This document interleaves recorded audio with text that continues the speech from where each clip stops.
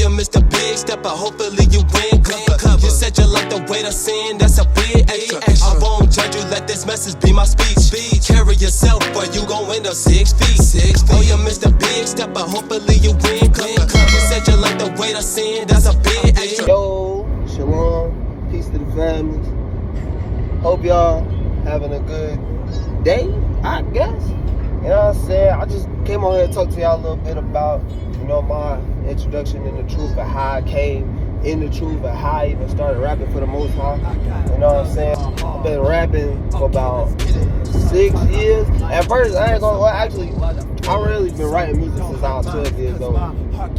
But I started, I was writing in Christianity. So, I kind of felt wrong about that. And I stopped writing music for a little bit, focused on sports for a long time. Focused on track, ran professional track for like a couple of months.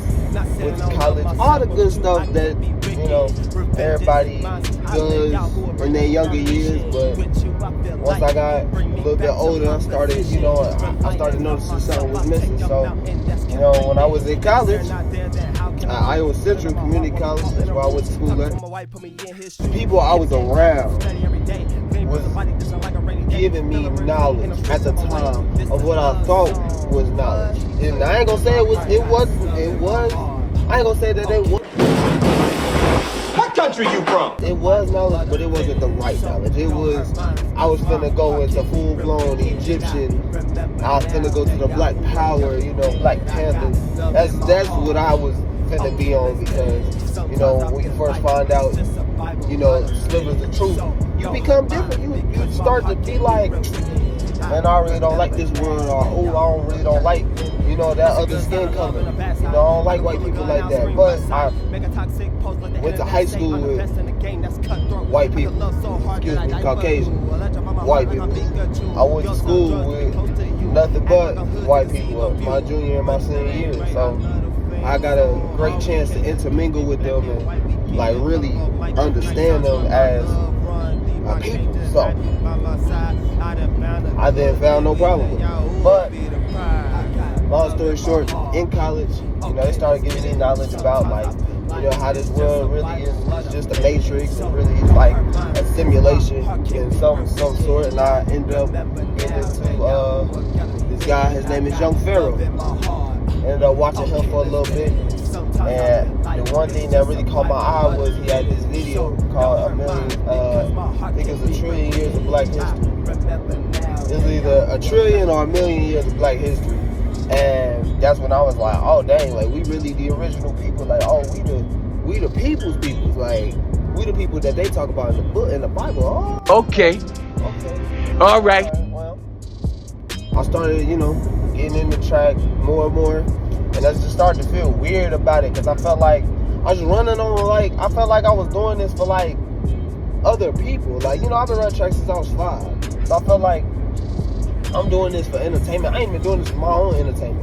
I felt like it became like a slave trade type deal. I'm just looking at it okay. I don't get accolades. Okay, I'm visiting different universities and stuff after my first year, and I'm like, I don't know, man, this ain't right. My sophomore year, I ended up getting hurt.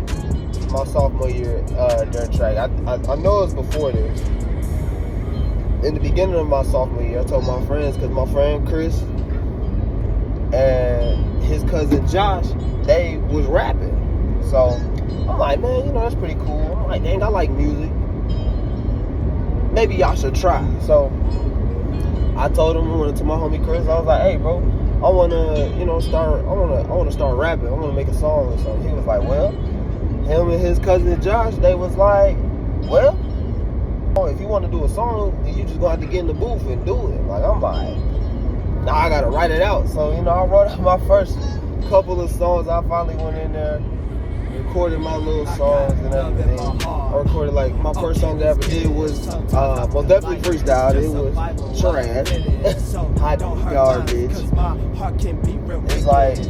so I did something. So after that, it was on. I started writing more music. I'm like, oh man, I really like how this sounds. Like at the time, I think I just started taking it like back serious. So I'm like, oh man, let me, start writing down. Let me start doing what I need to do. Okay, boom, let me go ahead and do this and do that. Like, nah, it didn't work.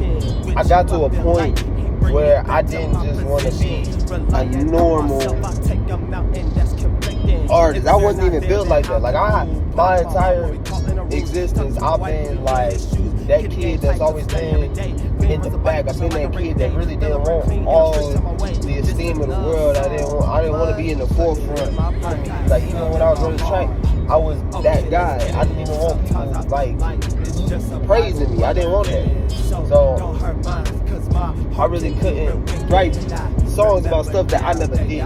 And I felt like that was, at that time, 2019. I felt like that was like around the time where everybody, drill music was like the thing. So I was like, they don't really talk about this stuff. So 3 people I mainly listened to was J. Cole, Kendrick Lamar, and Tupac. I listen to people who had something to say, so I've always been attracted to music. I've always been attracted to songs with people who had stuff to say, like messages, hidden messages and that stuff. That's the type of music I like. And so I was like, man, I really can't do all the, all the booty shaking music. I can't get with the money game. I can't drill rap. I don't know how to do none of that. I can't really. I was like, I'm more talking about things that I've been through. I'm more talking about real issues in the world, stuff that really happens to people. I'm more of that guy. I think I'm fine with staying true to myself, true to, the morals that I had, true to the morals that my mom instilled in me when I was growing up. And my grandparents, because the one thing I never wanted to do was get out here, start dropping songs and stuff and just, dishonor my family like that. Like, that's kind of crazy. Like, I grew up, I only lived like, maybe like a couple of, I only really lived like, maybe like a couple of years in the hood. Like, and that's when I was like a kid. Like, I was a child. So it's not even like I grew up in it. I didn't even grow up in that. You know what I'm saying? I didn't grow up in that. So by the time I got to like by the time I got to 5th grade, I was in suburbs. So it's like I can't even play with my existence like that. I can't play with my existence like that. I wouldn't even remotely do that. So started rapping about stuff that really mattered to me. Started talking about things that could really, really help somebody. So in then turn, I started talking to my friend Jerome. He was already an artist. He was already, he had already been doing music for, a couple of years at this point, fresh out of high school, him and his cousin. And, they started teaching me more and more, and I just started listening to, his songs and how he talked about his life and how he grew up, and I'm just like, man, that's cool, like, you know what I'm saying? But long story short, I just found myself trying to, like, talk about my pain and stuff, and it became really, really depressing. Like, it just became, I ended up in a dark space within my, like, within this, like, journey of, like, making music. Like, I really hit this wall where I was just, everything I was saying was just so depressing. Everything was just down. Like, I'm like, bro, I ain't even, like, if you know me in person, you know I'm a goofy person. I'm a goofy guy. I'm not gonna be out here just doing all this. I'm not gonna be out here sad, but at that point in time of my existence, I was sad. I was really sad. I was depressed. Like, life wasn't going right. Grades was like shaky. Didn't know if I was going to, go to a university. I had signed to the University of South Carolina for track. Didn't know if I was going to go there. It was really depressing at Iowa. Very, very depressing. Sad to say. Sorry. So then, we get fast forward. I meet my wife, who now, Diamond. I meet her. We really chopped it up, and she really asked me a question one day. You know, she was like, she asked me a very real and honest question about my song. She was like, you know, how would you feel if somebody killed themselves to your music? And I was like, I had to sit back for a second. I was just like, dang. I don't know how I would feel if somebody like took themselves out to my song, because that blood is on my hands. I had to really think about that. No, I stopped making music for a while, because I was just like, yeah, let's take a break, because I need a lot of healing. So then, fast forward, my sister and her husband, and he was a What? he's a Christian rapper. He had dropped his album, so you know, I never been a spiritual kid. I ain't gonna lie. I was that kid that grew up in the church, but I did not care. And I really, when I mean say I didn't care, I didn't care. By the time I got to like 16, my mom asked me if I wanted to go to church. I told her no. I would rather go to work than go to church. So like, the spiritual aspect of my life was just gone. I didn't care nothing about that. I was like, nah, bro. Like, I don't even want to be. I just want to be here. I'm here in my flesh, just living. I just want to be flesh. Like, that's it. That's what life was to me at that time. Flesh and nothing else. Bro, what are you talking about, man? He got me to start making songs where I wasn't cussing. And he was like, if you could do that, then we could do a song together. And I thought, you know, at that time, I was like, man, he a dope artist. I was like, okay, I could do this. I could write songs without using cuss words. Okay, cool, boom, boom, boom. I write a song without using cuss words. We actually end up making a song. We get more into Christianity. We get deeper into Christianity. And just found out a lot of things that didn't add up within a brother coming to us and telling us what was going on for real, and me knowing a little bit of what he's talking about. I'm like, dang, that stuff real. Like, I'm like, dang, this spiritual stuff really real. I'm not really thinking about that. I'm like, bro, this spiritual stuff is real. Alright, let me go ahead and do that. Let me go ahead and see what they talking about over there on the spiritual side. Let me get in tune with that, because I'm over here thinking, I get my third eye open and I'm woke, but I'm still asleep. You know what I'm saying? I'm still asleep, though. So, fast forward past that, we get to the intro, and I'm thinking, I'm still writing worldly music when we found out Truth, and I had just wrote this dope song. It was called The Rap Game. I'm thinking, I had my whole project done. It's called Family Ties, which then turned into Ancestral Ties, which is the first project that I ever released. Y'all should go take a listen to it. Bro, I mean to tell you, I thought I made it. I thought I made the coldest song out there. I really thought I did. I was like, bro, I'm finna blow up with this. I'm finna blow up with this song. I think I did it.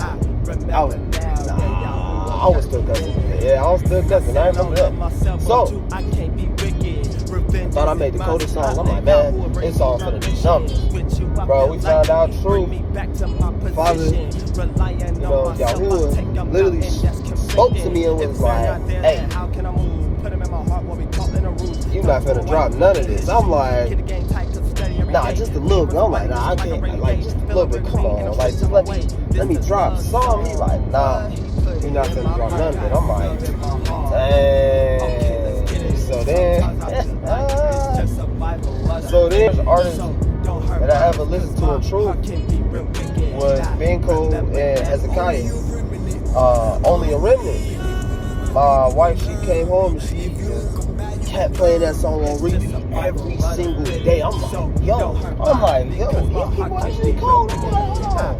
Like, you know, it got irritating at a point in time, because it was like morning, noon, and night. And I was like, all right, can we turn on something else? Because at this point, I'm still fleshly, y'all. I'm still flesh. I still didn't know about the spirit. I just still really was kind of like on the fence about the spiritual side. Okay? So I'm sitting there like, bro, you like listen to something else? I really like the song. So then she started playing. So then the second artist in Truth that we found out, she started playing Anabia the Servant. And when I tell you, once I heard that, I was like, hold on. Hold on, it's people too rapping like this. They talking about the Father. I'm like, hold on, I think I could do this. I think I could make, some happen. I think I could do this. I think I could fully give up that fleshly life.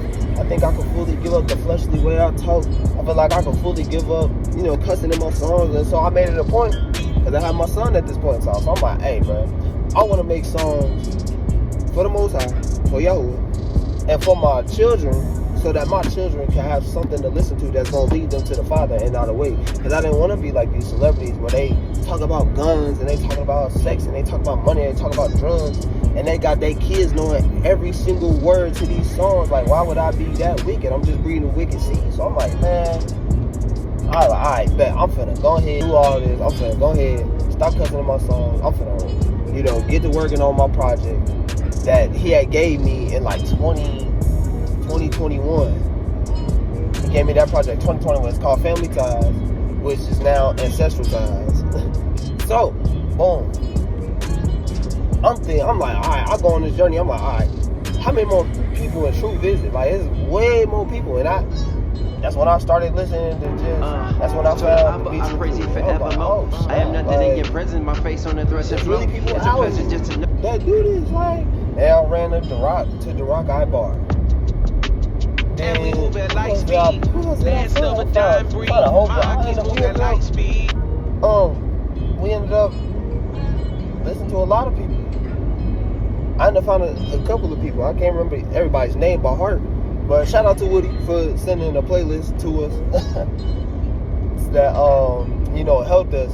And when you first come into Truth, you ain't never you just not giving up your flesh like that. So yeah, I was still listening to my worldly songs, like when I'm working or something, like when I go to work, or But I remember one day I just found myself bumping to like Nadia the Servant, Torah. I think it was Torah 2. Yeah, it was Torah 2. I was bumping Torah 2. And I'm just sitting there like, damn, this song, this is cold. I'm like, alright. I'll go over and start writing. And majority of songs that you heard on the Ancestral Ties, that project, those songs written like 2 years ago. 2 years prior to when I dropped. So, I dropped in November 6th, 2023. Those songs were made in 2021, between 2021 and 2022. That was when those songs were made. I literally wrote those songs a very long time ago. So, so it's great that these songs are out now. I love them. I love that Yahuwah has been ruling me with giving me a timeline on what I need to do. He gave me 2 albums that I need to do, which was Ancestral Ties, and then the second one that's coming out is called Kingdom Message. That went through many different phases too. It's sick. But that is how I ended up rapping. That's how Yahuwah ran me in. It was like, my bomb, which is son of Hebrew, you gonna do my works. And I was like, alright, I am gonna do your works, but I had to get myself right. So in those times of making Ancestral Ties, I had to get myself together, I had to get my spirit right, so that I'm not perpetrating. I don't ever want to perpetrate to y'all. And that's one thing I do want y'all to know about me and my character. I never ever want to be a perpetrator. I don't want to be that guy. I want to be that guy that's always upright with you. And if I fall, I want you guys to know it. Hey, only mess up too. I mess up just like everybody else. Man, it's just, it is what it is. It's existence. We commit crimes, we repent, and we try our hardest and try our best not to turn back to that. So, that's just my story. Just want to share that story time with y'all, man. And I'm gonna have more videos like this on the way, so that we can all sit down and chat. You know what I'm saying? So, all right, man. Peace. When you finish, me can really be the same, but you on a different path and your feet different ways. You tell me it's a cycle that you gotta go through, but you feeling big F. Ain't the teacher told you you can wait to the end, but it might be too late. Time keys all ticking, ain't no time to hold weight. Gotta start the grind every day.